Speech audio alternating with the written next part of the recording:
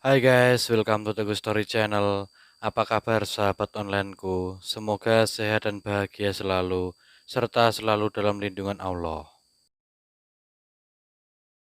Di video ini aku akan menceritakan kisah yang terjadi di Moskow, di mana seorang anak berusia 4 tahun dibunuh oleh pengasuhnya sendiri dengan cara dicekik kemudian dipenggal kepalanya.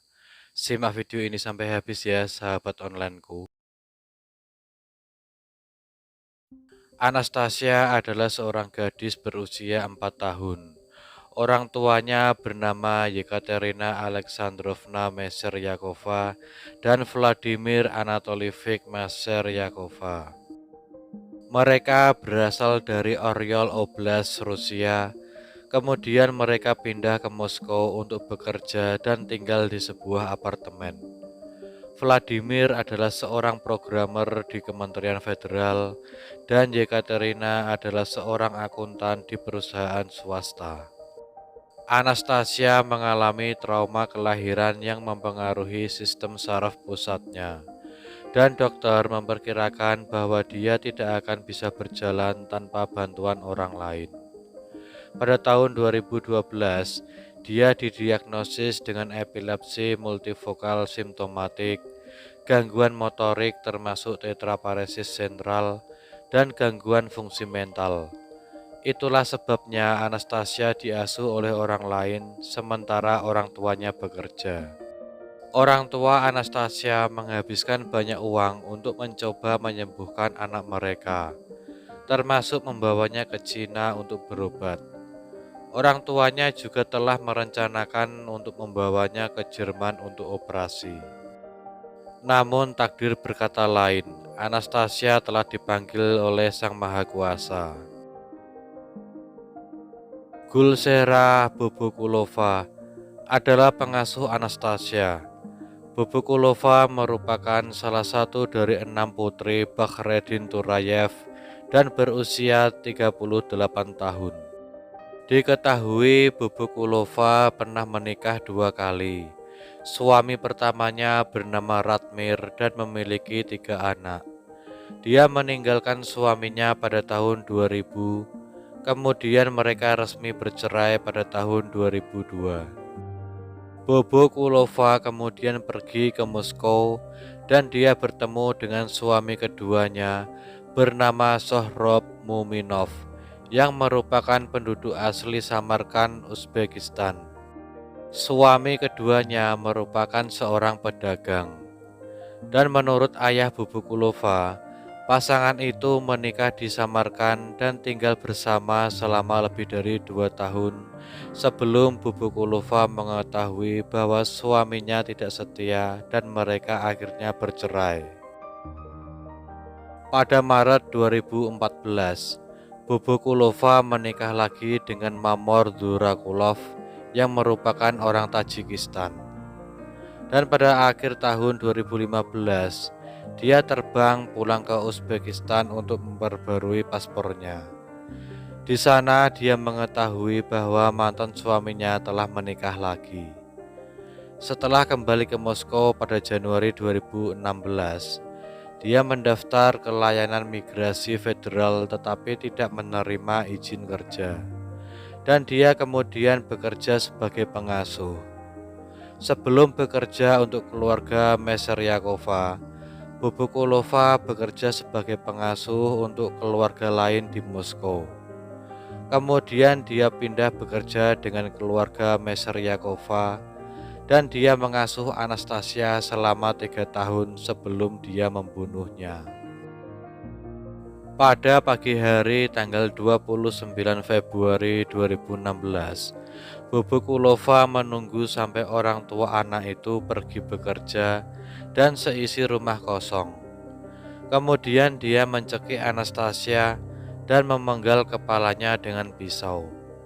Kemudian memasukkan kepalanya ke dalam tas, membakar flat, dan meninggalkan rumah dengan membawa kepala yang terpenggal. Pada pukul 9:30, petugas pemadam kebakaran setempat menerima laporan kebakaran di flat. Mereka tiba pada pukul 9:38 dan pukul 10:05 api sudah padam dan flat itu hampir habis terbakar. Sementara itu, Bobokulova naik taksi ke stasiun metro Oktyabskoye Pole, di mana dia meletakkan sajadah di tanah, berlutut, dan mulai berdoa. Tak lama kemudian, petugas polisi datang meminta dokumennya. Namun sebaliknya, Bobokulova menunjukkan kepada mereka kepala Anastasia dan mengatakan kepada mereka bahwa dia telah membunuh anak itu dan sekarang akan meledakkan dirinya sendiri. Dia mengidentifikasi dirinya sebagai teroris, mengklaim bahwa dia membenci demokrasi, dan berteriak Allahu Akbar. Polisi kemudian menutup satu pintu keluar stasiun metro, mengevakuasi pengunjung dari tempat tersebut, dan menutup jalan-jalan di sekitar stasiun.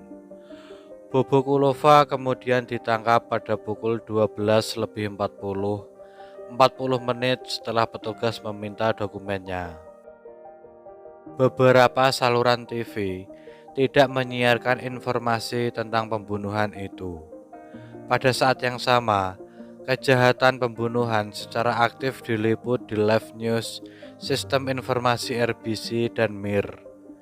Dua isu berita tentang acara ini dibuat saluran TV Zvezda dan satu isu saluran TV REN TV. Saluran TV yang tidak menyiarkan berita tentang pembunuhan itu menerbitkan informasi tentang pembunuhan itu di situs web mereka. Juru bicara Presiden Rusia, Dmitry Peskov, dalam hal ini mengatakan bahwa Kremlin tidak memberikan instruksi untuk membungkam pembunuhan itu dan bahwa saluran TV secara independen memutuskan untuk diam tentang pembunuhan itu. Namun, saluran TV sendiri menolak untuk menjawab pertanyaan mengapa mereka tidak mempublikasikan informasi tentang pembunuhan pada hari kejahatan itu. Sehubungan dengan ini, Yayasan Anti Korupsi mengajukan permohonan kepada Komite Investigasi Rusia untuk melakukan peninjauan dan memulai kasus pidana berdasarkan pasal 144 KUHP Federasi Rusia tentang halangan kegiatan profesional yang sah dari jurnalis. Pada tanggal 1 Maret 2016, sebuah demonstrasi diadakan di dekat stasiun metro Oktyabskoye Pole untuk mengenang Anastasia dan untuk mendukung keluarganya.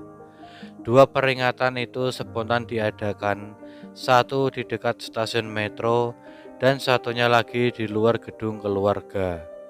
Orang-orang membawa bunga, mainan mewah, coklat, dan lilin.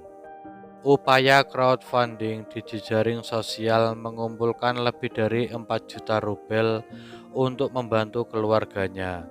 Dan pada tanggal 6 Maret, Anastasia dimakamkan di Livny di Oryol Oblast, tanah air ayahnya. Atas permintaan Komite Investigasi Rusia, para pejabat di Kementerian Dalam Negeri Uzbekistan menanyai keluarga Bobokulova, termasuk putra sulungnya, Rahmatilo Asurov. Menurut Asurov, setelah Bobokulova menikah dengan Zurakulov, dia mendesak putranya pindah ke Suriah untuk menjadi tentara negara Islam. Sebelum sidang pengadilan pertamanya, Bobokulova mengatakan bahwa Allah telah memerintahkannya untuk membunuh Anastasia. Kemudian diinterogasi, dia mengatakan dia telah membunuh gadis itu sebagai balas dendam terhadap Presiden Rusia, Vladimir Putin, untuk campur tangan dalam perang saudara Suriah.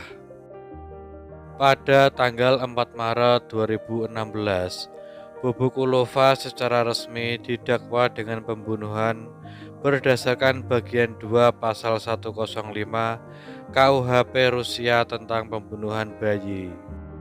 Dan pada bulan itu, dia menjalani pemeriksaan psikiatri di Sepsky Center. Pada 10 Maret, dia dipindahkan ke rumah sakit jiwa di penjara Butyrka selama 30 hari.